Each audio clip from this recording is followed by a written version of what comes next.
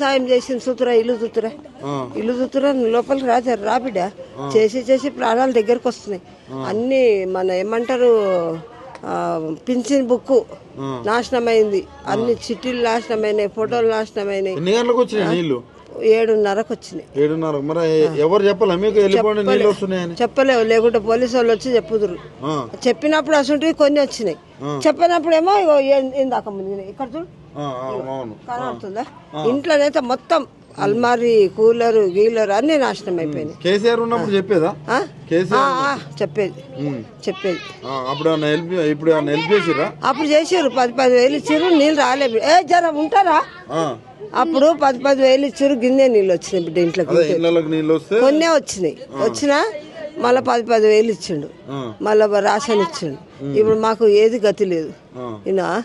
కనీసం ఎవరైనా వచ్చి అడిగిరా ఎట్లా ఉన్నారమ్మా? అడుగుతురు పోతురు. వేరే వాళ్ళు ముస్లిం వాళ్ళు ఇవాళ కొన్ని ఇచ్చారు తిననీకి. ముస్లిం వాళ్ళు అంతే, ఏది గవర్నమెంట్ నుంచి శుభ్రం చేసి ఏం చేయలే, మేమే చేసుకుంటున్నాం. చచ్చిపోతున్నాం చేసి. బట్టలు చూడు, పిండుడు ఏసుడు ఇదే సరిపోయింది మాకు. ఇంటి ఆ రోజు నీళ్ళు వస్తే ఎక్కడున్నారు? ఏడా మీద వచ్చినాం, తిండి లేదు, మన్ను లేదు, మశానం లేదు.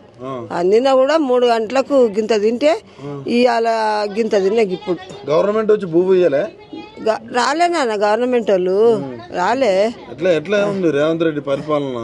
ఏం పరిపాలన ఉన్నోళ్ళం చేస్తున్నాం. అరే పట్టకుర్రంటే మళ్ళీ అట్లే జరుగురు అక్కడ.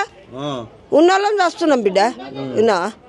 ఏం రేవంత్ రెడ్డి ఉన్నోళ్ళని చంపుతుండే. ఇంకా అది గోడ కట్టిన ఉంటే నీళ్ళు రాకపోవు కదా, అట్లా కూడా కట్టియలే. అంటే ఇప్పుడు అది గోడ కట్టరంటే ఇక్కడ వరకు ఇల్లు ఇట్లా వరదలు వస్తున్నాయి, ఇల్లు తీసేస్తాం. మరి అప్పుడు ఎందుకు తీసేయాలి? ఆయన ఉన్నప్పుడు పాపం.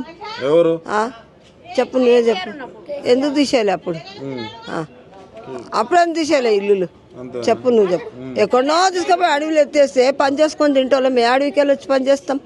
నువ్వే చెప్పు బిడ్డ. నా జాగాలో మీ అమ్మనే ఉందనుకో, నా ఏమంటావా? ఇది అంటే ఇన్ని రోజులు ఎప్పుడు ఇన్ని నీళ్ళు రాలే నా జిందగీలో రాలే. నేను 38 ఏళ్ళు ఇల్లు కట్టుకొని ఈడ వచ్చిన. అడవి ఉంది, జర నన్ను కూర్చుంటే బాగుంది. అడవి ఉంది, అడవిలో ఒకటే ఇల్లు. ఇక్కడ అక్కడ ఎక్కడ ఇల్లు లేవు. అన్నం పంపాలంటే ఒక్కడే కొడుకు, ఒక్కడే కొడుకు. సంవత్సరం పిల్లగాని తీసుకొని వచ్చిన కొడుకు కూడా చచ్చిపోయాడు.